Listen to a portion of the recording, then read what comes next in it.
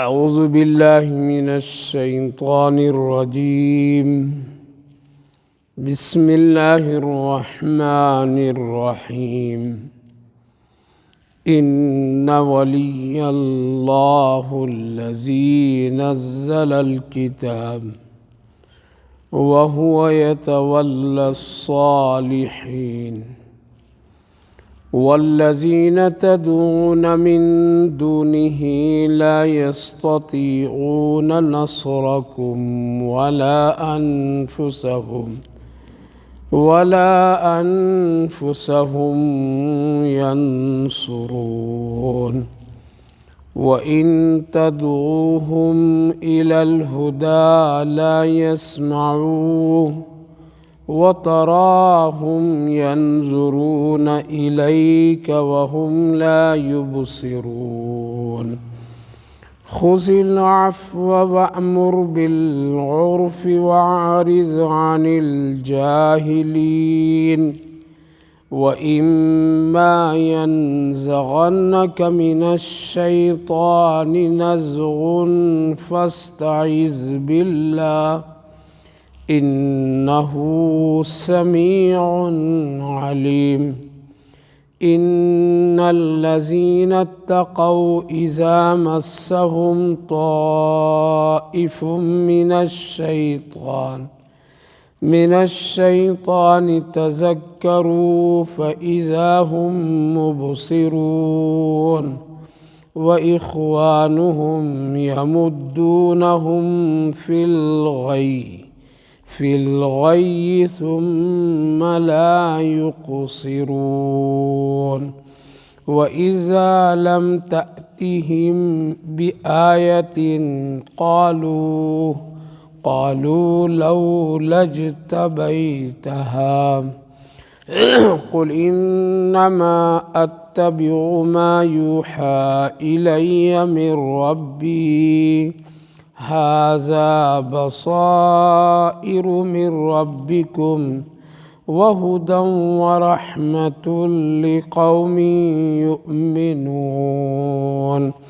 صدق الله العظيم. إن ولي الله الذي نزل الكتاب وهو يتولى الصالحين. بے شک اللہ میرا حمایتی یعنی دوست ہے جس نے کتاب اتاری اور وہ نیک لوگوں کا بھی حمایتی ہے. والذین تدعون من دونه لا يستطيعون نصركم ولا انفسهم ينصرون. اور جو لوگ اللہ کے علاوہ دوسرے کو پکارتے ہیں وہ استطاعت نہیں رکھتے ہیں تمہاری مدد کرنے کا اور نہ وہ اپنے آپ کو مدد کرنے کا. وَإِن تَدْعُوهُمْ إِلَى الْهُدَى لَا يَسْمَعُونَ. اگر تم ان کو سیدھے راستے کی طرف بلاؤ تو سنتے نہیں، حالانکہ وہ دیکھنے میں لگتے ہیں کہ وہ دیکھ رہے ہیں لیکن وہ دیکھتے نہیں. خذ العفو وأمر بالعرف وأعرض عن الجاہلین. درگزر کیجیے اور بھلی باتوں کا حکم کیجیے اور جاہلوں سے کنارہ کش ہو جائیے. وَإِمَّا يَنزَغَنَّكَ مِنَ الشَّيْطَانِ نَزْغٌ فَاسْتَعِذْ بِاللَّهِ. اور جب آپ کے دل میں شیطان کوئی وسوسہ ڈالے تو اللہ کی پناہ لیجیے، بے شک وہ سننے والا ہے اور جاننے والا ہے. پیاری ماں اور بہنوں، اللہ رب العالمین کا شکر اس کا احسان کہ اللہ تعالیٰ نے آپ سبھی کو قرآن کریم کی اس بابرکت مجلس میں حاضری کی توفیق مرحمت فرمائی. اللہ تعالیٰ قبول فرما، آخرت کے لیے نجات کا ذریعہ بنائے. سنی ہوئی باتوں پر ہم سب کو عمل کی توفیق نصیب فرمائے. اس سے پہلی جو آیات گزری تھی اس میں اللہ تعالیٰ نے شرک سے بیزاری اور ان لوگوں کے سلسلے میں جو لوگ اللہ کے علاوہ دوسروں کی عبادت اور اس کو اپنی حاجت روا سمجھ کر کے پکارتے ہیں، ان سے دعائیں کرتے ہیں، ان کی حقیقت کو اللہ تعالیٰ نے بیان فرمایا تھا کہ وہ تو دیکھنے میں تو لگتے ہیں لیکن ان کے اندر نفع نقصان کا کوئی بھی طاقت نہیں ہے۔ ان کو اگر تم کسی اپنی ضرورت کے لیے پکارو تو تمہاری وہ مدد نہیں کر سکتے ہیں۔ لہٰذا غیر اللہ سے یعنی شرک کے کام سے، اللہ کے علاوہ کسی اور کی عبادت کرنے سے اپنے آپ کو بچانا چاہیے اور بچنا چاہیے۔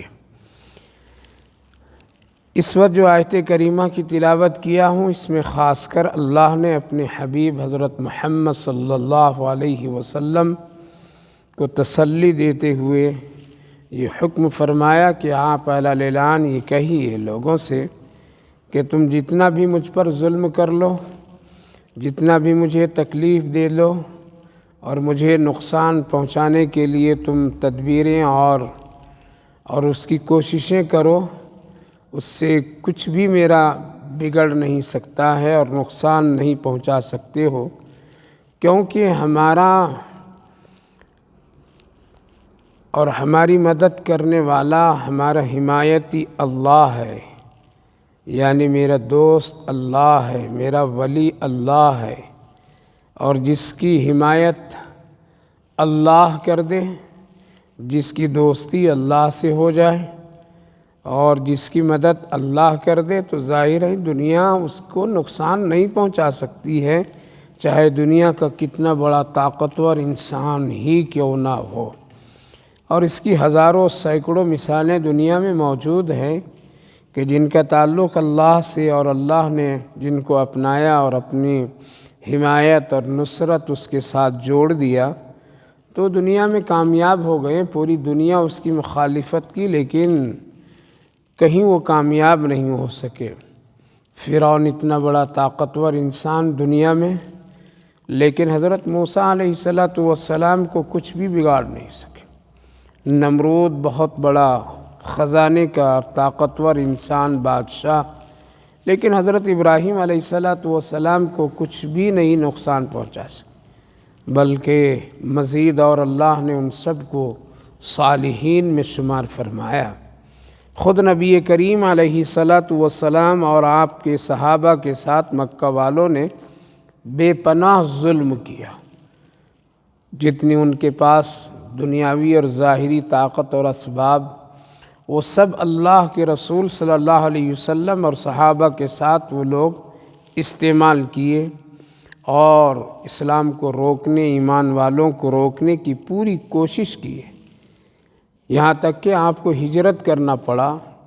لیکن تاریخ گواہ ہے کہ اللہ کے پیغمبر ہم سب کے آقا صلی اللہ علیہ وسلم کو کچھ بھی نہیں نقصان پہنچا سکے، بلکہ ایک موقع پر آپ مکہ کو فتح کیا اور بہت ہی شاندار طریقے سے اس مکہ میں داخل ہوئے۔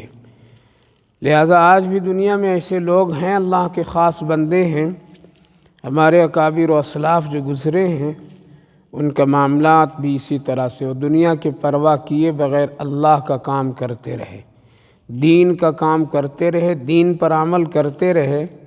آج بھی دنیا عزتوں کے ساتھ ان کا نام لے رہی ہے اور لوگ ان کے نقش قدم پر چلنے کی کوشش کر رہے ہیں۔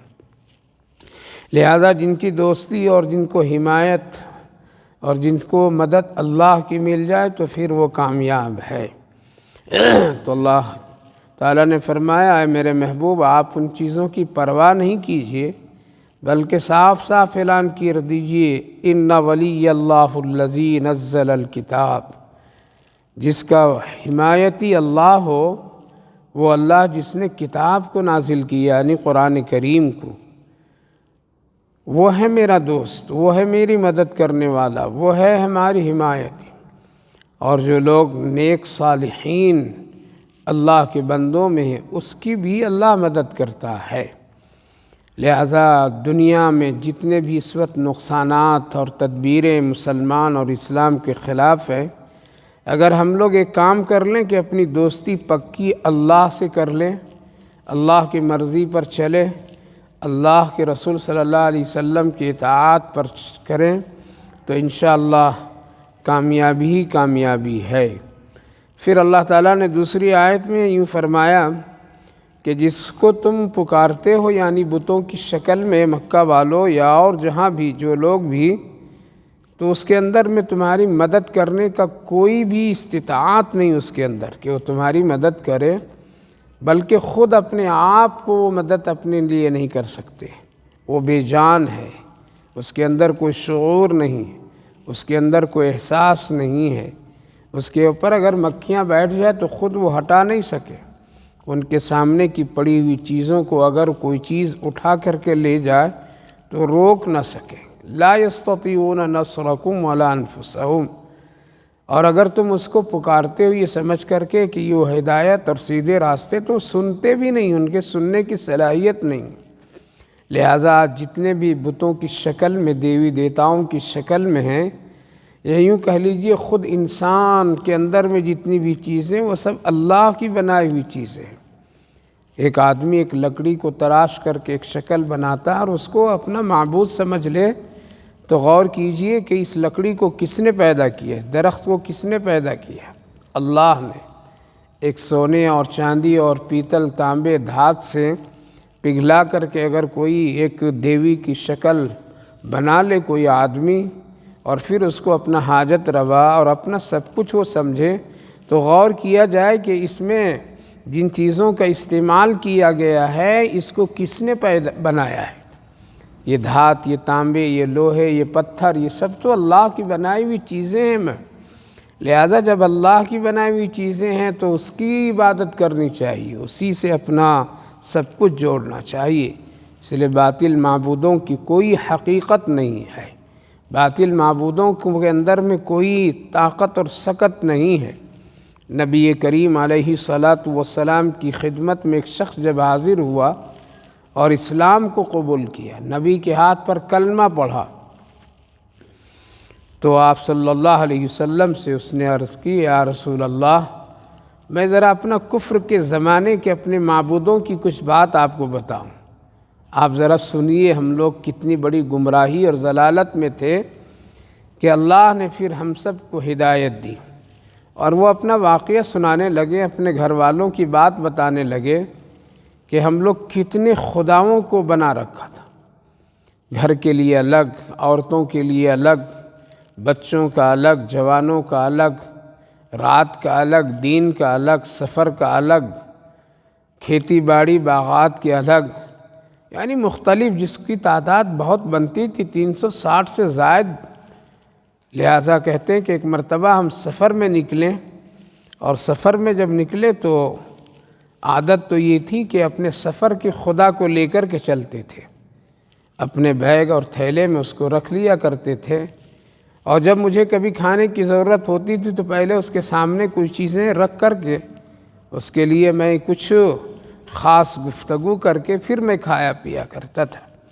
اللہ کے رسول صلی اللہ علیہ وسلم ایک سفر میں جب ہم نکلیں اور اپنے اس خدا معبود کو چھوڑ دیا، بھول گیا، اور جب سفر میں مجھے کھانے کی ضرورت پڑی اور اس کے چڑھاوے کے بغیر میں کھاتا نہیں تھا، تو بڑی پریشانی ہوئی کہ آج اور اب اس وقت میں کیا کروں میں۔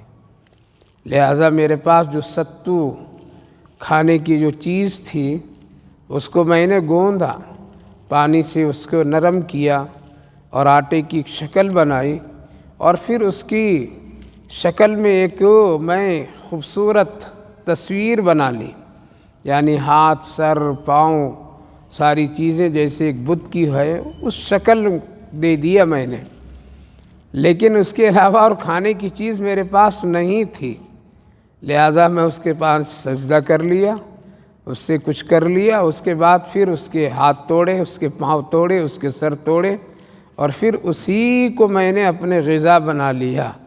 یہ تو میرے وہ باطل خدا اور باطل معبود کا حال تھا۔ صحابہ بھی ہنسیں، اللہ کے رسول صلی اللہ علیہ وسلم بھی مسکرائیں۔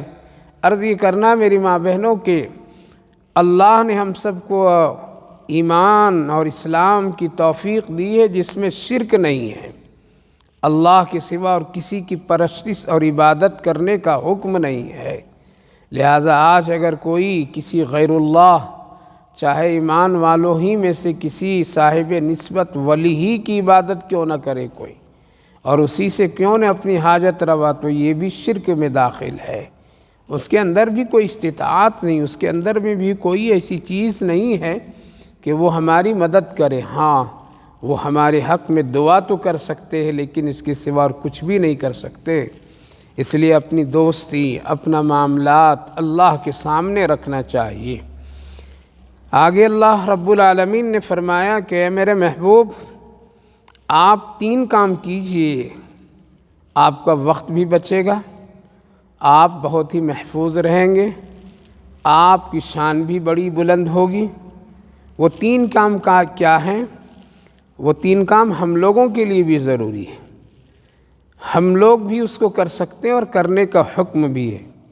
پہلا کام تو یہ ہے، خذ العفو، یعنی درگزر کا معاملہ کیا کرو۔ درگزر کا معاملہ یہ ہے کہ اگر کوئی آدمی آپ سے الجھتا ہے، جھگڑا کرتا ہے، غصہ دلاتا ہے، یا اور کوئی کسی طرح سے آپ کو جھگڑے اور فساد کی نوبت میں لا کر کے کوئی نہ کوئی حرکت ایسی وہ کرتا ہے، یا اس سے کوئی غلطی ہو گئی ہے ایسی جس پر آپ سزا دینے کے آپ کے اندر طاقت ہے، تو ایسے لوگوں سے آپ درگزر کر دیجئے، معاف کر دیجئے۔ عفو کے مطلب یہ ہے کہ درگزر کر دینا، معاف کر دینا، چھوڑ دینا، بدلہ نہیں لینا، انتقام نہیں لینا، نہ اندر یعنی باطنی طور پر میں بھی انتقام کا خیال نہیں رکھنا۔ کبھی کبھی ایسا ہوتا ہے ظاہری طور پر میں تو ہم کسی کو معاف کر دیتے ہیں، لیکن دل سے معاف نہیں کرتے، اور دل میں اس کے سلسلے میں بغض، حسد اور موقع کی تلاش میں ہم رہتے ہیں، کب اس سے ہمارا کوئی ایسا موقع آ جائے کہ ہم وہ بدلہ اس سے لے لیں۔ نہیں، معاف کرنے کا مطلب یہ ہے کہ مکمل معاف کر دو، دل سے بھی معاف کرو اور ظاہری اعتبار سے بھی معاف کرو۔ تو اے میرے محبوب، آپ کو جو یہ لوگ تکلیف پہنچاتے ہیں، صدمے پہنچاتے ہیں، آپ سے جو کچھ سخت کلامی کرتے ہیں، آپ درگزر کیجیے، ان کی باتوں میں زیادہ مت لگیے، سوال و جواب کی چکر میں مت پڑیے، اس سے آپ کا وقت بھی برباد ہوگا، آپ کی شخصیت اور نبوت کی شان کے خلاف ہوگا۔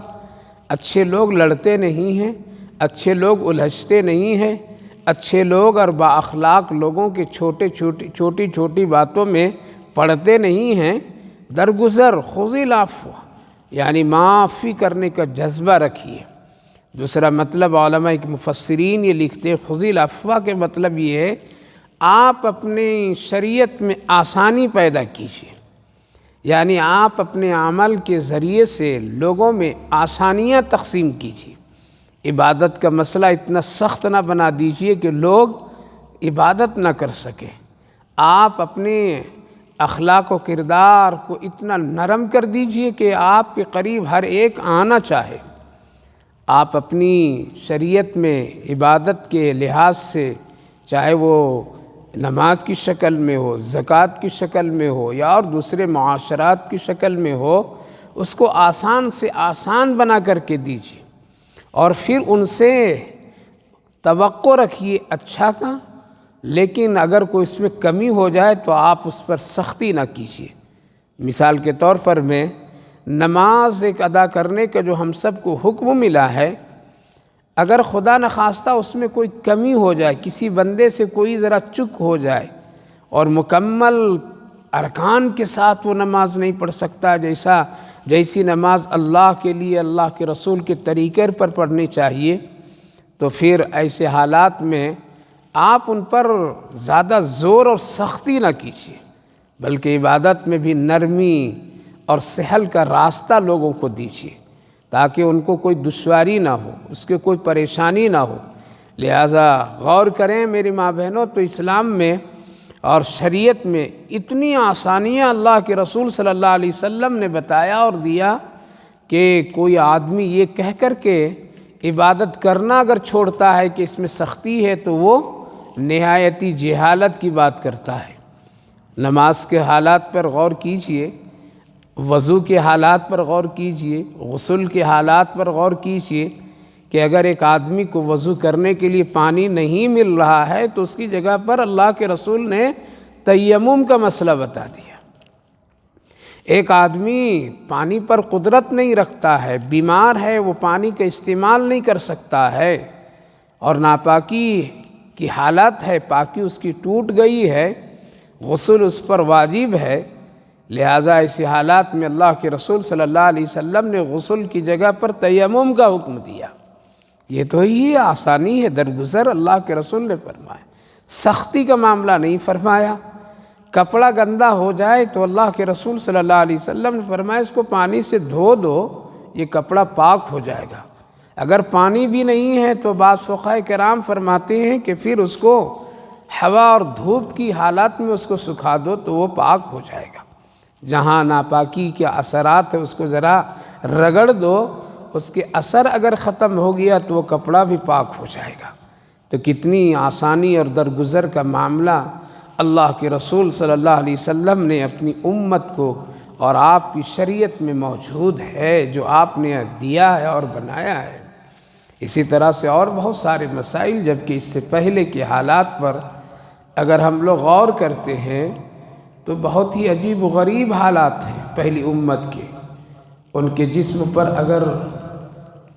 اگر ان کے جسم پر کوئی ناپاکی لگ جاتی تھی تو پھر وہ لوگ اس جسم کو رگڑتے تھے، یہاں تک کہ چمڑے کھرید لیے جاتے تھے۔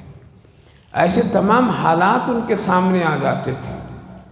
پھر اسی طرح سے روزے کی حالت دیکھیے تو کتنا درگزر اللہ رب العالمین نے کیا، اور اس کی حالت یہ ہوتی تھی کہ پہلی امت میں روزہ رکھنا، کھانے سے بھی پرہیز، یہاں تک کہ بولنے کے لیے بھی منع کیا جاتا تھا کہ اگر کوئی آدمی روزے کی حالت میں گفتگو بات چیت کرے تو اس کے روزہ ٹوٹ جاتا تھا۔ اللہ کے رسول صلی اللہ علیہ وسلم نے اپنی شریعت میں اس کی اجازت دی کہ روزہ گفتگو بات چیت کرنے سے روزہ نہیں ٹوٹے گا۔ روزہ ایک آدمی نہیں رکھ سکتا بیماری کی وجہ سے تو اس کے لیے قضا رکھا گیا، اور نہیں رکھ سکتا ہے تو اس کے لیے فدیہ کا راستہ رکھا گیا۔ تو غور کیجئے، دیکھیے تو پتہ چلا کہ شریعت میں بڑی آسانی ہے۔ معاملات کے اعتبار سے بھی اگر غور کریں تو بہت آسانی۔ نکاح کے معاملات میں اللہ کے رسول صلی اللہ علیہ وسلم نے کتنی آسانی اور سستا رکھا، کہیں کوئی دشواری نہیں۔ اس قدر آسان، اس قدر کم خرچوں میں کرنے کا حکم دیا کہ کسی پر کوئی بوجھ نہیں، قرضہ نہیں، سود اور لون لینے کی ضرورت نہیں۔ اللہ کے رسول صلی اللہ علیہ وسلم نے اپنی امت کو جو شریعت دی ہے وہ بہت آسانی۔ پھر حکم یہ ہوا کہ اگر کوئی اس میں کمی ہو جائے کسی سے تو آپ اس کے سخت گیری مت فرمائیے۔ مثال کے طور پر میں مسجد میں ہزاروں آدمی نماز پڑھتے ہیں تو سب لوگ ایک ہی طرح نہیں پڑھتے ہیں۔ بعض حضرات ہیں جو نماز بہت ہی اچھی خضوع کے ساتھ پڑھتے ہیں، کچھ لوگ ایسے ہوتے ہیں جو ان کے پاس خضوع نہیں ہے، وہ سنت کے مطابق نہیں ہیں، ان کے کپڑے ٹھیک نہیں ہیں، ان کے رکوع سجود ٹھیک نہیں ہیں، یعنی وہ مکمل اچھے طریقے سے وہ نماز نہیں پڑھتے ہیں۔ لیکن کہا گیا کہ اگر آپ کی نظر میں ایسے لوگ بھی آ جائیں تو درگزر کا معاملہ فرمائیے، آپ ان سے اعلیٰ قسم کی عبادت مت چاہیے، اور آپ جو عبادت کرتے ہیں وہ اس طرح سے عبادت اپنی امت سے بھی مت مانگیے۔ مثال کے طور پر میں اللہ کے رسول صلی اللہ علیہ وسلم ہمیشہ تہجد کی پابندی فرماتے تھے۔ آپ نے اپنی حیات میں کبھی بھی تہجد نہیں چھوڑا، بس ایک مرتبہ، وہ بھی حج کے موقع پر مزدلفہ کے میدان میں صرف صحابہ کی رعایت کرتے ہوئے آپ نے وہاں تہجد چھوڑی، باقی زندگی میں کبھی بھی نہیں آپ نے چھوڑی۔ لیکن اس نماز کو آپ اپنی امت کے لیے فرض قرار نہیں دیا، اور آپ نے یوں فرمایا میں ڈرتا ہوں کہیں میری امت اس نماز کو چھوڑ دے اور میں فرض قرار دے دوں تو وہ گنہگار نہ ہو جائے۔ تو میرے ماں بہنوں، اللہ نے اپنے حبیب حضرت محمد صلی اللہ علیہ وسلم کو فرمایا خذی العفو، آپ درگزر کا معاملہ کیجیے، اپنی امت کے لیے آسانیاں کا معاملہ کیجیے، کسی سے کوئی غلطی ہو جائے آپ اس سے معاف کر دیجیے، اس کو پکڑ کر کے مت رکھیے جیسا آج ہم لوگ کرتے ہیں، مرتے دم تک کے نہیں معاف کرتے ہیں۔ حسد اور کینہ اور بغض قبر کی مٹی کے اندر تک لے کر کے انسان چلا جا رہا ہے، لیکن وہ اپنی زبان سے معاف کسی کو نہیں کرتا ہے۔ کیوں؟ اس پر شیطان اتنا غالب ہوتا ہے، شیطان اس پر اتنا حاوی ہوتا ہے، ہمیشہ اس کی ناک اور عزت کی بات جھوٹی دکھلاتا ہے، اور ایک آدمی حسد، بغض، عداوت، کینے، یہ گناہ جو سنگین ہے، اس کو قبر تک کے لے کر کے چلا جاتا ہے اور اپنی آخرت برباد کر لیتا ہے۔ اس لیے اللہ نے حکم دیا خذ العفو، آپ بھی اپنے گھروں میں درگزر کا معاملہ کیجیے۔ اگر ایک ساس ہے تو اپنے بہو کے ساتھ درگزر کا معاملہ کرے، بہو ہے اپنی ساس کے ساتھ درگزر کا معاملہ کرے، سخت گیری، سخت بد اخلاقی کی کیفیت نہ پیدا کرے۔ اپنے بچوں کے ساتھ کبھی کبھی دوستانہ ماحول اختیار کر کے ان کی بھی غلطیوں کو درگزر کر کے ان کے ساتھ میں حسن سلوک کا معاملہ کرنا چاہیے۔ بڑا بھائی چھوٹے کے ساتھ یہ معاملہ کرے، چھوٹا بڑے کے ساتھ میں یہ معاملہ کرے، گھر کی زندگی بڑی خوبصورت بن جائے گی، گھر کی زندگی بڑی اچھی بن جائے گی۔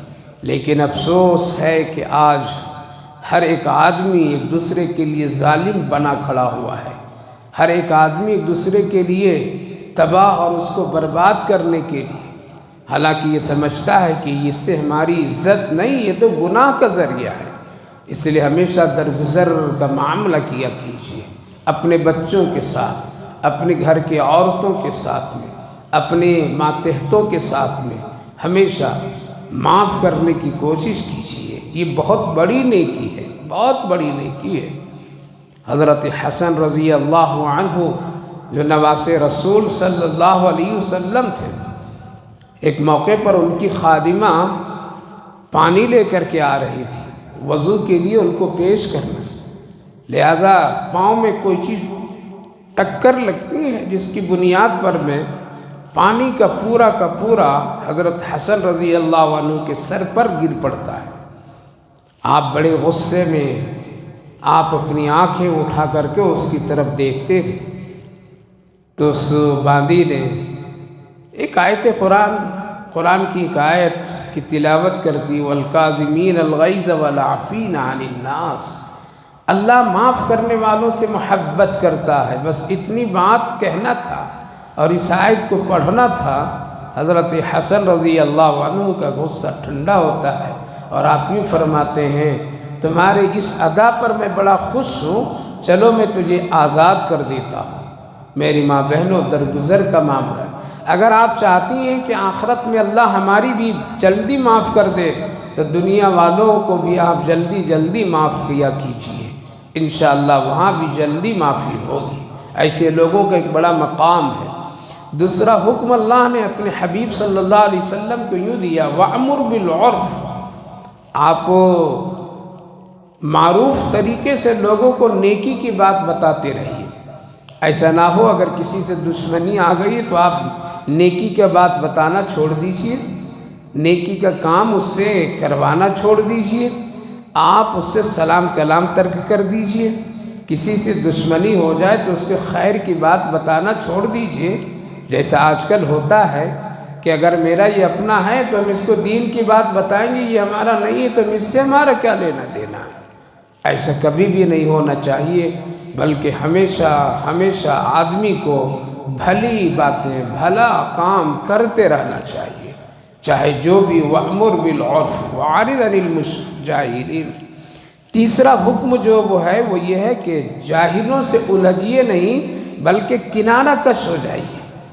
جاہل اگر کوئی جھگڑا کرتا ہے، جاہل لوگ اگر کسی طرح سے کوئی تشدد کرتا ہے، الجھنے اور الجھانے کی کوشش کرتا ہے، تو اللہ فرمایا میرے محبوب ان سے آپ زیادہ لگیے نہیں بلکہ کنارہ کش ہو جائیے، آپ راستہ بدل دیجیے، آپ وہاں سے ہٹ جائیے، وہاں سے آپ تھوڑی دیر کہیں آگے پیچھے ہو جائیے، ان سے الجھیے نہیں۔ وہ آپ کو غصہ دلانا چاہے گا، آپ کو بھڑکانا چاہے گا، آپ کے ساتھ کوئی ایسی سخت کلامی کر کے آپ کے ساتھ میں کوئی گستاخی کا عمل کرنا چاہے گا، لہذا حکم یہ ہے کہ وَعَارِضْ عَنِ الْجَاهِلِينَ، جاہلوں سے زیادہ الجھو نہیں بلکہ ان سے کنارہ کش ہو جاؤ۔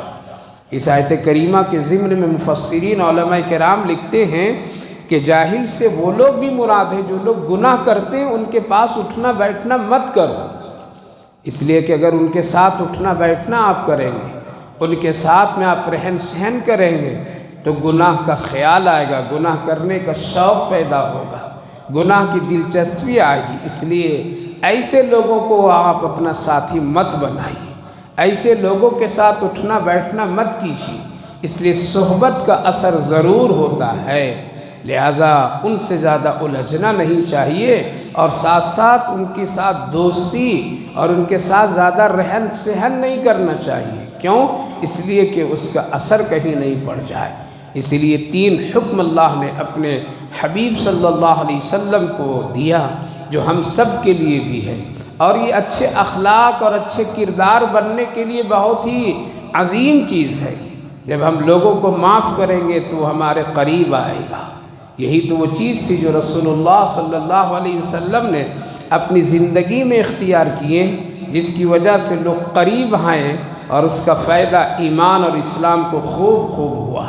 آپ نے کبھی کسی کی غلطیوں پر آپ نے شدت اور ان کو کبھی کسی طرح سے زور و ظلم نہیں کیا، آپ نے ان کے ساتھ بہت بھلائی اور حسن سلوک کیا۔ اس لیے اسلام تلوار سے نہیں پھیلا بلکہ نبی کے اخلاق سے پھیلا ہے، صحابہ کے اخلاق و کردار سے پھیلا ہے۔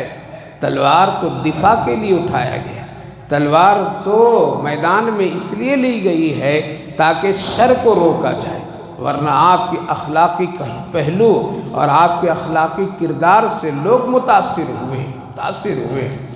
ایک یہودی سے کسی نے پوچھا تم ایمان کیسے لائے ہو؟ ایمان لانے کا ذریعہ کیا بنا؟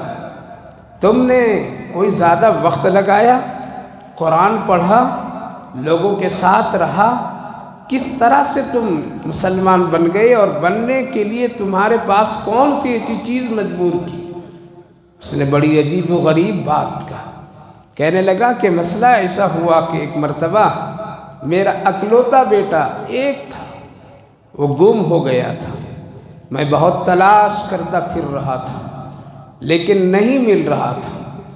کسی نے کہا کہ چلے جا محمد صلی اللہ علیہ وسلم کے پاس، وہاں بہت سارے لوگ ہوتے ہیں، وہاں جا کر کے ان سے درخواست کرو، وہ دعا بھی کر دیں گے، اور جب تم وہاں بات کہو گے تو شاید اس مجمع میں کسی کو معلوم ہوگا تو پتہ بتا دے گا۔ لہذا میں دوڑے محمد صلی اللہ علیہ وسلم کی مسجد گیا جہاں آپ بیٹھے تھے اور آپ کے ساتھی صحابہ لوگ بیٹھے تھے۔ میں نے نبی پاک علیہ السلام سے عرض کیا کہ میں اس لیے آیا ہوں کہ میرا ایک اکلوتا بیٹا گم ہو گیا ہے، تلاش کر کے تھک گیا، ملا نہیں ہے ابھی تک، آپ ان کے حق میں میرے حق میں دعا کر دیجئے تاکہ میرا بچہ مجھے مل جائے۔ لہٰذا میں نے جو ہی کھڑا ہو کر کے یہ بات کہی تو اسی مجمع میں ایک شخص نے کہا یا رسول اللہ، میں اس کو بھی پہچانتا ہوں اور اس کے بیٹے کو بھی پہچانتا ہوں، جانتا ہوں، ابھی جب میں آ رہا تھا تو اس کا بیٹا مدینے کے بچوں کے ساتھ میں کھیل رہا ہے فلاں جگہ پر، اللہ کے رسول اس کو بھیج دیجیے، وہاں اس کا بچہ موجود ہے۔ اتنا سننا تھا مجھے کہ میں بھاگنے لگا اور دوڑنے لگا، بچے کی پتہ ملنے پر خوشی میرے اندر ہوئی اور میں بڑی تیزی سے اس محفل اور مجلس سے نکل کر کے بھاگ اور دوڑ کی کیفیت حالات اختیار کیا۔ محمد صلی اللہ علیہ وسلم نے آواز دی، رکو ذرا میری ایک بات تم سن لو۔ لہذا میں رک گیا تو انہوں نے کہا کہ دیکھو مدینے کے بچوں کے ساتھ تیرا بچہ کھیل رہا ہوگا، اس وقت مدینہ میں یتیم بچے بہت ہیں، کیوں؟ لوگ شہید ہو جاتے تھے، بچے یتیم ہو جاتے تھے، اس لیے ہو سکتا ہے کہ اس کھیلنے والے بچوں میں کچھ یتیم بچے ہو گئے۔ تم جب جاؤ گے، تیرا جب بیٹا ملے گا تو تم اس سے پیار کرو گے، اس کو گود میں اٹھاؤ گے، اس کو بوسہ دو گے، اس سے پیار کا انداز اختیار کرو گے، تم بیٹا بیٹا کہہ کر کے تم اس کو پکارو گے۔ وہاں اگر کوئی یتیم بچہ ہوگا، تیری اس ادا کو دیکھ کر کے، تیری اس پیار کو دیکھ کر کے کہیں اس کے دل میں یہ خیال نہ آ جائے کہ کاش کہ میرا بھی اگر بیٹا ہوتا تو ہم کو بھی اسی طرح پیار کرتا ہے، اس لیے کسی کا دل نہیں توڑنا، وہاں تم پیار نہیں کرنا، وہاں تم اس کو بوسہ نہیں دینا، وہاں تم اس سے بیٹا کہہ کر کے نہیں پکارنا، بلکہ نام لے کر کے پکارنا، اور پھر تم جب وہاں جاؤ ان کی نظروں سے دور تو سب کچھ کر لینا۔ اس یہودی نے کہا کہ محمد صلی اللہ علیہ وسلم کی اس پیاری بات نے مجھے کلمہ پڑھنے اور اسلام لانے پر مجبور کر دیا۔ میری ماں بہنوں، آج تو ہمارے حال یہ ہے کہ دوسرے غریبوں کے سامنے اپنی شان ہم دکھاتے ہیں، غریبوں کے سامنے اپنی شادی بیاہوں میں زیورات کی نمائش ہم کرتے ہیں۔ کسی غریب کی بیٹی کی اگر نظر پڑ جائے تو پھر اس کا دل ٹوٹتا ہے کہ کاش میرے ماں باپ بھی اسی طرح کرتے۔ آج مسلمان ذلیل کیوں ہیں؟ مسلمان عورتوں کی آبروؤں کیوں لوٹی جا رہی ہے؟ وہ ذلیل کیوں ہوتی جا رہی؟ اللہ کی نظر سے کیوں گرتی جا رہی ہے؟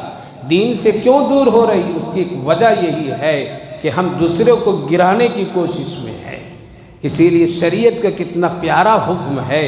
اللہ کے رسول صلی اللہ علیہ وسلم نے فرمایا، اگر دو عورت ہے، ایک عورت کا شوہر ہے اور ایک عورت بیوہ ہے، اگر وہاں پر دو ہیں تو شوہر کے لیے اللہ کے رسول نے حکم دیا، علماء لکھتے ہیں کہ وہاں اپنی بیوی سے کوئی ایسا انداز اختیار نہ کرے جس سے بیوہ عورت کے دل میں کوئی صدمہ اور یادیں نہ لوٹ جائے، یعنی کچھ ایسی چیزیں لینا دینا، کچھ ایسی گفتگو اور ادا پیش کرنا، یا اسی طرح سے کوئی پیار و محبت کی حالات پیدا کرنا۔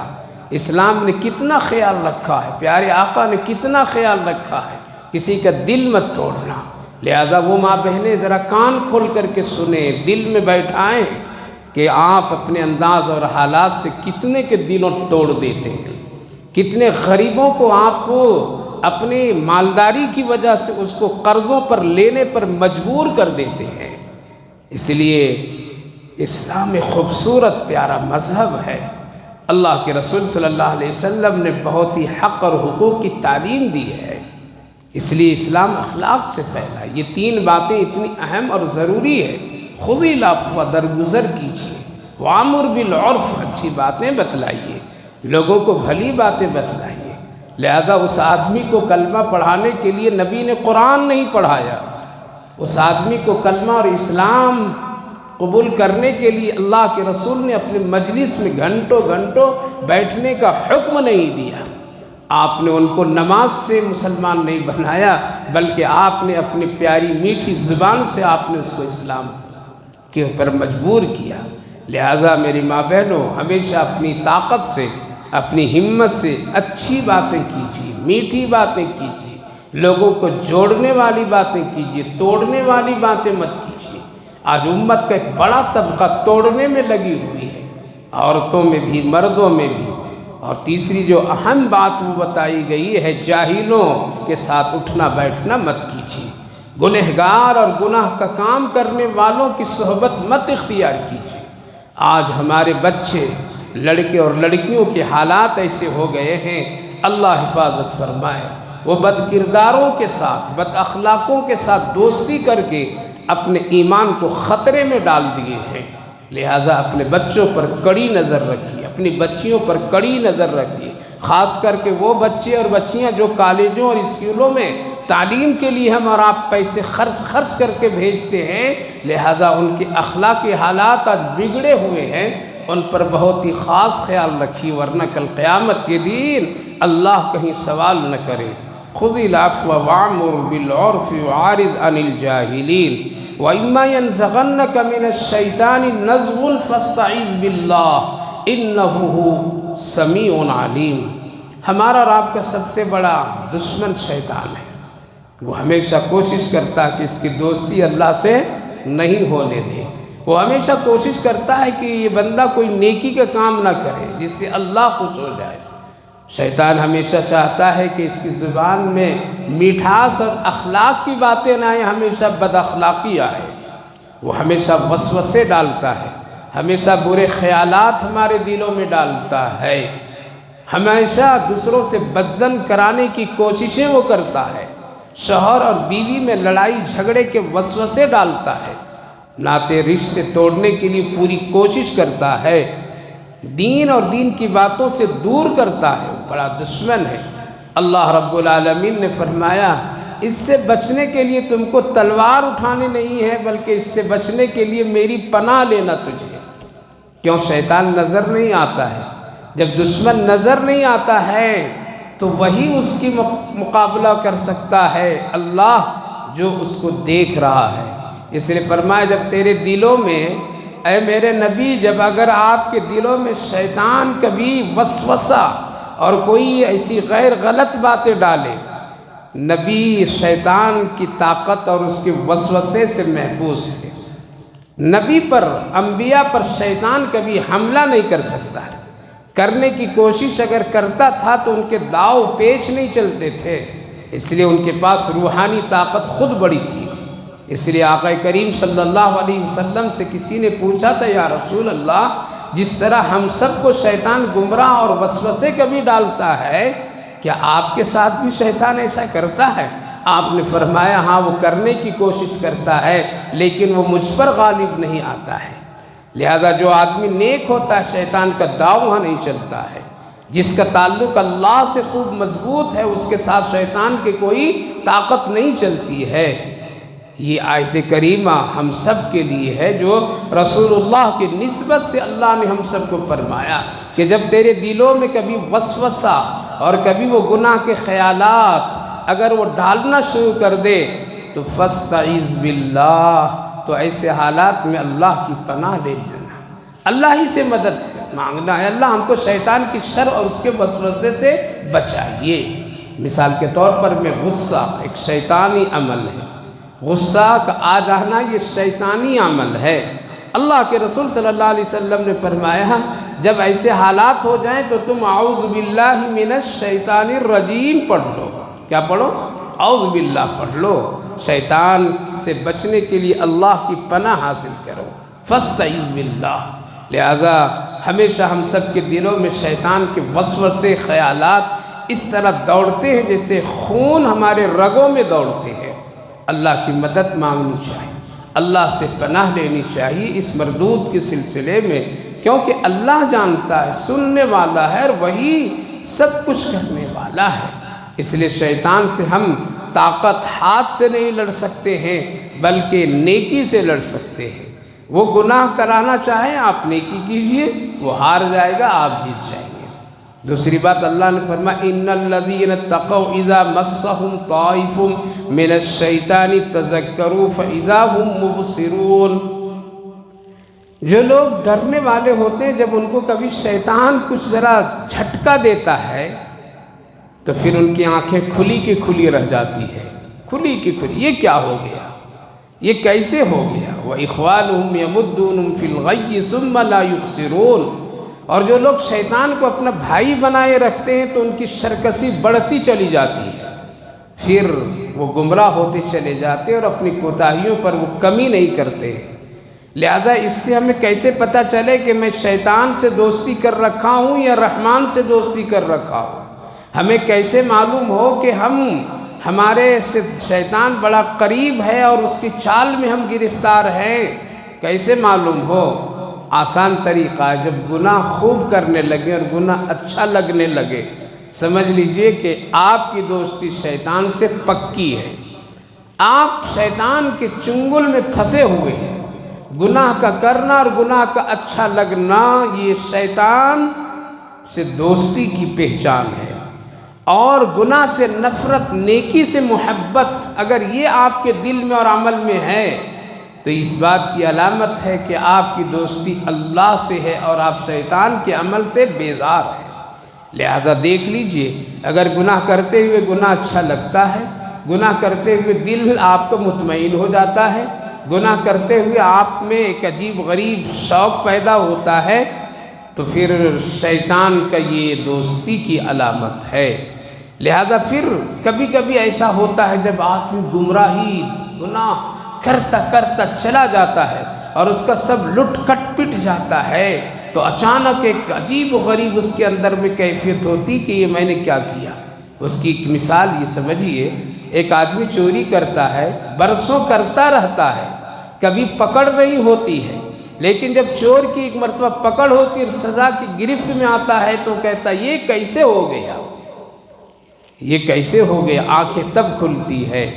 اسی طریقے سے بہت سارے ایسے گناہ کے حالات ہیں کہ جب آدمی کرتا کرتا گناہ کرتا کرتا ایک لمبی مدت گزارتا اور اللہ جب اس کو پکڑتا ہے تب سمجھ میں آتا ہے کہ یہ کیسے ہو گیا، یہ سب اس وقت آنکھیں کھلتی۔ اسی لیے اللہ نے فرمایا کہ جو لوگ اللہ سے ڈرتے ہیں اور شیطان کبھی ذرا سا اگر کوئی چوٹ پہنچاتا ہے تو خبردار اور بیدار ہو جاتے ہیں۔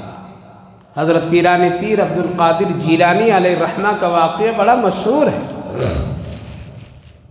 کہ جب ایک موقع پر ان کو سلا دیا، انسان تھے، سو گئے اور تہجد کی نماز نہیں پڑھ سکے، فجر میں آنکھ کھلی، فجر پڑھے، تہجد پہلی بار قضا ہو گئی ان کی، تو آپ بہت روئے، دن بھر روئے، کہتے کہ بہت رکعتیں ہو، 8 اور 4 رکعتوں کے بجائے بہت رکعتیں پڑھیں، بہت رکعتیں پڑھیں۔ اس کی تلافی میں اللہ مجھ سے غلطی ہو گئی، میں سو گیا، شیطان کے چنگل میں آ گئے، خوب روئے اور خوب رکعتیں پڑھیں، نفل کی دن میں خوب پڑھیں۔ کیا ہوا یہ؟ اس کو کہتے ہیں کہ جس کے دل میں اللہ کا ڈر وہ فوراً چوکنا ہو جاتا ہے۔ ہم سے یہ کیا ہوا؟ ہم کیا کرتے ہیں، ہم سے ایک مرتبہ گناہ ہوتا ہے تو سوچتے ہیں ایک مرتبہ اور کر لیں، ایک مرتبہ اور ہوا تو سوچتے ہیں ایک بار اور کر لیں، ابھی موقع ہے، ابھی ایک چانس ہے، ابھی کوئی دیکھ نہیں رہا ہے، ابھی میرے پاس طاقت ہے، ہم کر لیں۔ لیکن جو نیک لوگ ہوتے ہیں ایک مرتبہ ان سے غلطی ہوتی تو ہوشیار ہو جاتے ہیں اور اس کے بدلے میں نیکی شروع کر دیتے ہیں۔ حضرت پیران پیر عبد القادر جیلانی علیہ الرحمہ تہجد کی چند رکعتیں چھوٹنے کی وجہ سے دن میں سینکڑوں رکعتیں پڑھیں، جس کی بہت سارے تعداد لوگوں نے بتایا، اور خوب روتے رہیں، اللہ سے معافی اپنی کوتاہیوں پر مانگتے رہیں۔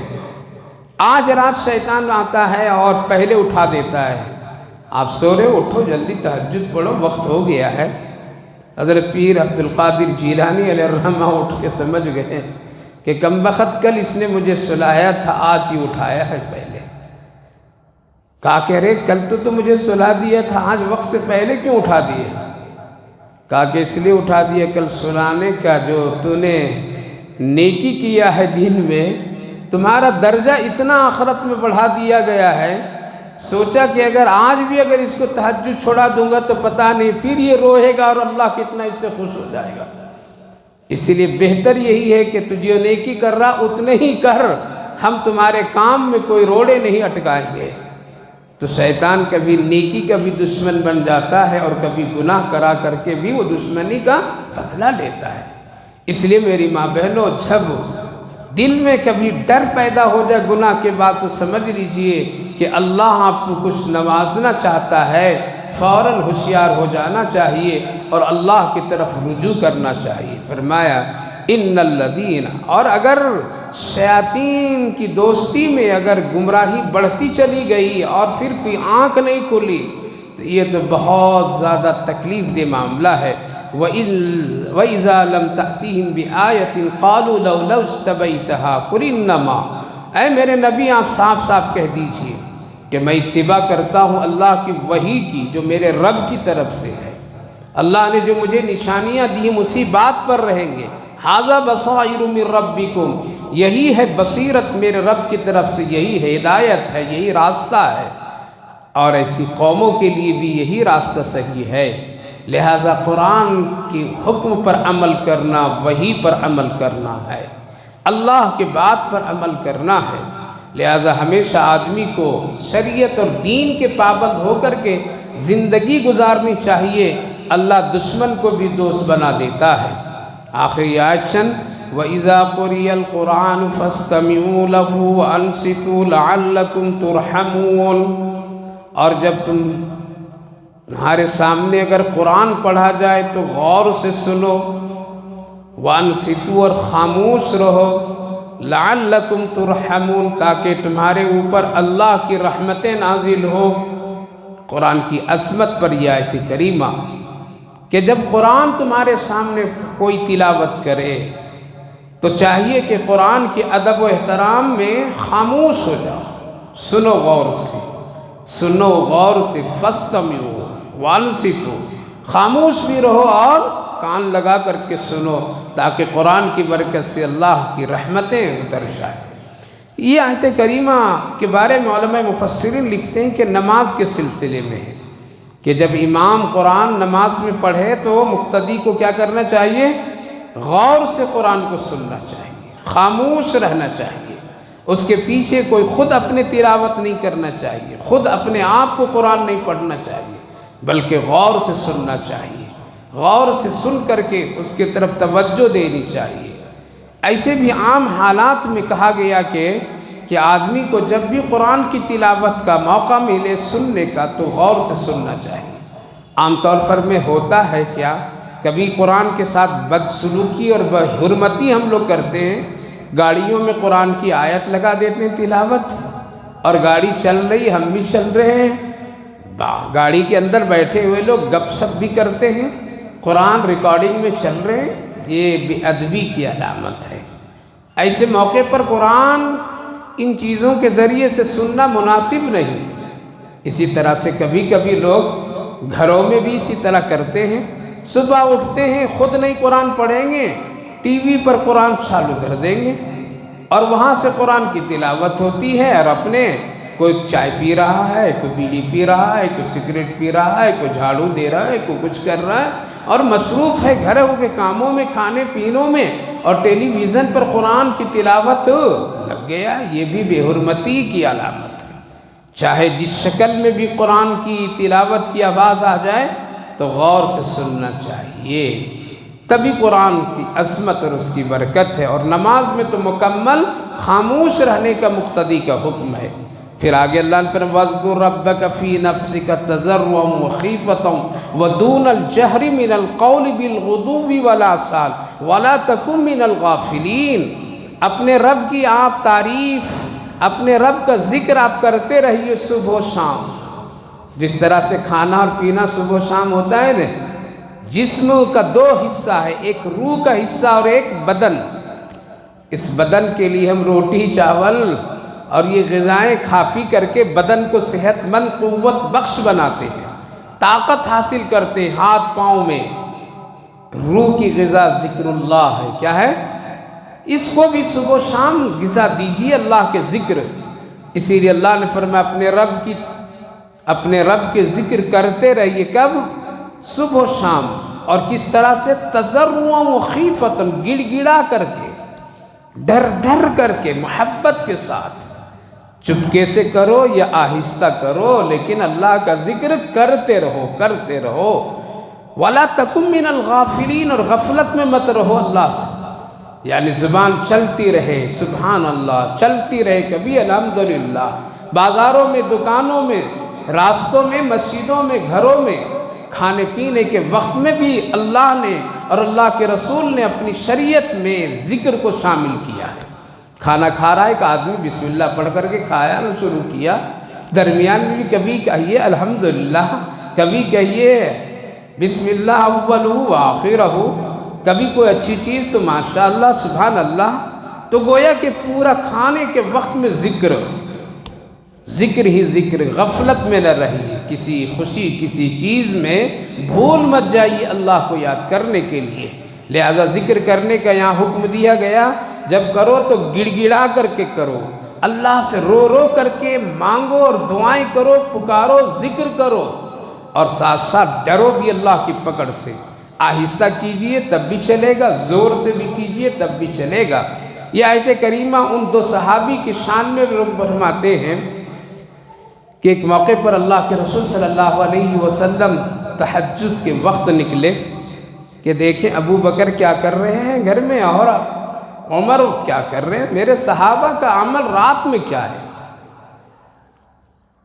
آپ تشریف لے گئے تو حضرت ابو بکر صدیق رضی اللہ عنہ قرآن کریم کی تلاوت کر رہے تھے، بہت آہستہ، آواز زیادہ زور کی نہیں تھی۔ آپ کان لگا کر کے سنیں تو تب بھی آپ کو سنائی نہیں دے۔ آپ آگے بڑھے تو حضرت عمر کے گھر کے پاس تو وہاں جب سنے تو بہت زور زور سے تلاوت کر رہے تھے، بہت زور زور سے۔ آپ واپس آ گئے، فجر میں یہ جب دونوں صحابی ملے تو آپ نے پوچھا ابو بکر رات تلاوت کر رہے تھے تو بہت آہستہ آہستہ؟ کہا کہ ہاں یا رسول اللہ، جس کا کلام تھا اس کو سنا رہا تھا اور گھر والوں کو تکلیف نہیں دے رہا تھا، اسی لیے آہستہ آہستہ۔ اللہ آہستہ بھی تو سنتا ہے، اس لیے میں آہستہ آہستہ، اور سونے والوں کی نیند میں خلل نہیں ڈال رہا تھا۔ حضرت عمر سے اللہ کے رسول پوچھیں، اے عمر آپ تو بڑی تیز آواز سے زور زور سے تلاوت کر رہے تھے؟ تو انہوں نے کہا کہ ہاں رسول اللہ، اس لیے کر رہا تھا کہ تلاوت سے شیطان کو بھگا رہا تھا اور سونے والوں کو جگا رہا تھا، تاکہ ہمارے گھر والے بھی ہماری تلاوت سن کر کے، بیوی بچے بھی اٹھیں اور تلاوت کریں۔ اور قرآن کی تلاوت جہاں ہوتی ہے تو وہاں سن کر کے شیطان بھاگتا ہے۔ دونوں کی نیت بالکل ٹھیک ہے۔ اللہ کہہ رہا ہے آہستہ بھی پکارو تب بھی سنتا ہوں، زور سے بھی بولو تب بھی سنتا ہوں۔ اب نبی یہ نہیں کہہ سکتے تھے ابو بکر تو غلط کیا، عمر تو غلط کیا۔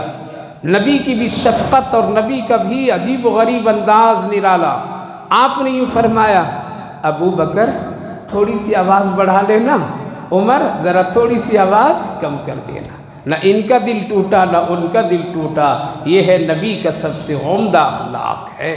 میری ماں بہنوں، ہمیشہ اللہ کو یاد کیجئے، صبح و شام کیجئے، جس طرح ہماری ظاہری غذا صبح و شام کی ہے، کھانے والی غذا تو 24 گھنٹہ آدمی کھا رہا ہے آج کل۔ جو بستر سے اٹھتا ہے بستر تک جاتے جاتے کھاتے رہتا ہے، اتنا کھا رہا ہے انسان، اور اللہ بھی کھلا رہا ہے۔ اللہ حفاظت فرمائے۔ بغیر کھائے ہوئے کوئی دین کا کام نہیں کرتا، کوئی عبادت نہیں کرتا ہے، کچھ بھی نہیں کرتا ہے۔ سب سے پہلے ٹارگٹ کھانے کا ہوتا ہے، بعد میں کوئی عبادت کی بات آتی ہے۔ اور ہم لوگ تو کھانے کے اتنا غلام بن گئے ہیں، اللہ حفاظت فرمائے۔ منٹوں منٹوں میں کھانا، ہمیشہ کھانے کی فکر، اتنا ذکر نہیں کرتے، اتنا شکر بھی نہیں کرتے ہیں۔ آخری آیت، ان الذین عند ربک لا یستکبرون عن عبادتی، یعنی انسانوں اگر تم عبادت نہیں کرو گے تو میرے کچھ خاص بندے ایسے بھی ہیں اللہ کے پاس، فرشتے بھی ہیں جو کبھی اللہ کی تکبیر اور اللہ کی عبادت کرنے میں کبھی تکبر نہیں کرتے۔ ایسے ہیں فرشتے لگے ہوئے اللہ کے ذکر میں لگے ہوئے ہیں، لہذا اگر تم کرو گے تمہارا بھلا ہوگا، اگر نہیں کرو گے تو تمہارا نقصان ہوگا۔ تمہاری عبادت سے اللہ کی شان نہیں بڑھے گی بلکہ ہمارا نقصان ہوگا۔ اس لیے اللہ فرمائے میرے پاس تو ایسے لوگ بھی ہیں، ایسی مخلوق ہیں، ایسے لوگ ہیں لا یستکبرون عن عبادتی، کہ میری عبادت کرنے میں تکبر بھی نہیں کرتے ہیں، وَيُسَبِّحُونَهُ وَلَهُ يَسْجُدُونَ، اور وہ تسبیح بھی خوب بیان کرتے ہیں اور وہ سجدہ بھی کرتے ہیں اللہ کے لیے۔ لہذا اگر آپ کو توفیق ذکر کی مل جائے، قرآن کی تلاوت کی مل جائے، نماز کی مل جائے، دین کی بھلائی کی بھی مل جائے، تو یہ سمجھیے کہ اللہ کی طرف سے یہ خاص انعام ہے۔ ورنہ اللہ کی مخلوق ایسی ہے کہ اللہ کی عبادت میں شب و روز دن رات لگے ہوئے۔ اس لیے کوئی فرشتہ کھڑا ہے ہمیشہ قیامت تک کھڑا رہے گا، کوئی سجدے میں قیامت تک سجدے میں اللہ کے لیے کر رہا ہے، کوئی ذکر میں بیٹھا ہے وہ بیٹھا ہی ہے قیامت تک بیٹھے رہے گا۔ تو اللہ کی عبادت کرنے والی دوسری ایسی مخلوق بھی ہے کہ وہ تکبر بھی نہیں کرتے، تھکتے بھی نہیں ہیں، اور صبح و شام اللہ کی یاد میں خوب لگے رہتے ہیں، سجدہ کرتے، تسبیحات بیان کرتے ہیں۔ وَيُسَبِّحُونَهُ وَلَهُ يَسْجُدُونَ۔ خلاصہ یہ ہے تمام آیتوں کا کہ اللہ سے دوستی کرنے میں ہماری بھلائی ہے۔ اگر ہمارا دوست اللہ ہو جائے اور مدد کرنے والا اللہ، تو دنیا سے بے فکر ہو جائیے، کوئی بھی نقصان اور کوئی چیز نقصان نہیں پہنچا سکتی ہے۔ دوسری بات، بت پرستی سے، شرک پرستی سے، ان سارے گناہوں سے بچیے، یہ خطرناک ایمان خراب کرنے والے اعمال ہیں۔ تیسری بات ہے درگزر نرمی کا معاملہ کرنا چاہیے، اپنی طاقت سے بھلائی کا کام اور بھلی باتوں بتانا چاہیے۔ تیسری بات جو ہے جاہلوں گنہگاروں کی صحبت نہیں اختیار کرنی چاہیے، اس سے کنارہ کش ہونا چاہیے۔ اور چوتھی پانچویں بات شیطان ہمارا اور آپ کا دشمن ہے، اس سے بچنے کے لیے اللہ کی مدد لینی چاہیے، وہی بچائے گا۔ چھٹی اور ساتویں بات یہ ہے کہ جب کبھی شیطان کوئی گناہ کر دے فوراً چوکنا ہو جائیے اور اس کے مقابلے میں نیکی زیادہ کر دیجئے تو شیطان آپ کے قریب بھی نہیں آئے گا۔ آٹھویں اور نویں بات یہ ہے، قرآن ایک عظیم کتاب ہے، اس قرآن کریم کی تلاوت کرتے وقت ادب و احترام اور غور سے سننا چاہیے، خصوصاً نماز کی حالت میں اس کی بھی حرمتی نہیں ہونی چاہیے، اور صبح و شام محبت کے ساتھ گڑ گڑا کر کے اللہ کی محبت میں ذکر کرتے رہنا چاہیے۔ غفلت میں زندگی مت گزاریے کہ کل ذکر شروع کریں گے، کل توبہ کریں گے، کل نیک بن جائیں گے، ابھی نہیں کل۔ کتنے جوان یہ سوچتے سوچتے قبرستان چلے گئے ہیں، کتنے لوگ توبہ کے انتظار میں کہ کل کریں گے اور ان کو موت آ کر کے پکڑ لی اور وہ قبرستانوں کے حوالے ہو گئے۔ اس لیے غفلت میں نہیں رہنا چاہیے۔ اور سب سے آخری بات ہے، ہم عبادت ذکر کریں گے ہمارا بھلا ہوگا، اللہ کے پاس اور لوگ ایسے ہیں جو ہمیشہ اللہ کی عبادت تسبیح و تقدیس کرتے آ رہے ہیں اور کرتے رہیں گے۔ اللہ کی شان یہی ہے۔ اللہ ہم سب کو سمجھ اور عمل کی توفیق نصیب فرمائے۔ الحمدللہ سورہ اعراف مکمل ہوئی ہے، اور آخری آیت جو ہے میری ماں بہنوں یہ سجدے کی آیت ہوئی گزری، لہٰذا آپ لوگ اپنے گھروں میں جا کر کے ایک سجدے تلاوت کر لیجئے گا۔ اس لیے جو لوگ بھی سنے ہیں یہ آیت ان پر سجدہ ضروری اور واجب ہے، آپ حضرات بھی سجدہ ایک کر لیں گے۔ یہ سجدے تلاوت کی آیت ہے۔ اللہ ہم سب کو سمجھ اور عمل کی توفیق نصیب فرمائے۔ اللہم صلی علی سیدنا نبینا حبیبنا مولانا محمد وبارک وسلم علیہ۔ اللہم ربنا آتنا فی الدنیا حسنۃ وفی الآخرۃ حسنۃ وقنا عذاب النار۔ اللہ ہم سب تیرے بندے گنہگار ہیں، خطا کار ہیں، بہت ساری غلطیاں ہیں، سر کے بال سے لے کر کے پاؤں کے ناخنوں تک گناہ کے اثرات موجود ہیں، صبح و شام کے گناہ، رات اور دن کے گناہ، چلتے پھرتے اٹھتے بیٹھتے خوشی اور غم کے گناہ موجود ہیں۔ اللہ تیرے سوا اور کوئی معاف نہیں کر سکتا ہے، اپنے فضل سے معاف فرما دیجیے۔ ایمان کی توفیق، ہدایت کی توفیق ہم سب کو عطا فرمائے، کامل مومن اور مسلمان بنائے رکھیے۔ اللہ اچھے اخلاق عطا فرمائیے، زبان میں میٹھاس عطا فرمائیے، اخلاقی حالات بہتر بنائیے، غیر غلط لوگوں کی صحبتوں سے ہماری حفاظت فرمائیے، گناہ کے راستے سے نئی نسلوں کی حفاظت فرما دیجیے، اعلیٰ اولاد کی حفاظت فرمائیے۔ یا ارحم الراحمین، قرآن سے ہم سب کی زندگی کو جوڑ دیجیے۔ اے اللہ اپنا محبوب بندی بنا لیجیے سب کو۔ اللہ سب سے راضی ہو جائیے، راضی کرنے والے اعمال کی توفیق ہم سب کو نصیب فرمائیے، نیکی کے کام کو آسان بنا دیجیے، شیاطین کی شر اور فتنوں سے ہم سب کی حفاظت فرمائیے، ذکر و اذکار کی توفیق نصیب فرمائیے، غفلت والی زندگی سے ہم سب کی حفاظت فرمائیے۔ اے اللہ اس بابرکت مجلس کو قبول فرمائیے، جتنی ماں بہنیں حاضر ہوئیں اللہ سب کے آنے کو قبول فرمائیے، آخرت کے لیے نجات کا ذریعہ بنا دیجیے، دنیا کے لیے خیر فلاح صلاح ہدایت کا ذریعہ بنائیے۔ بیماروں کو صحت و شفا نصیب فرما دی، صحت مندوں کو سلامتی نصیب فرمائی، جو لوگ دنیا سے جا چکے ہیں ان سب کی مغفرت فرمائی، ہماری ان دعاؤں کو اپنے فضل و کرم رحمتوں سے قبول فرمائی۔ صلی اللہ علی النبی وعلی آلہ وسلم۔ سبحان ربک رب العزت عما یصفون وسلام علی المرسلین والحمد للہ رب العالمین۔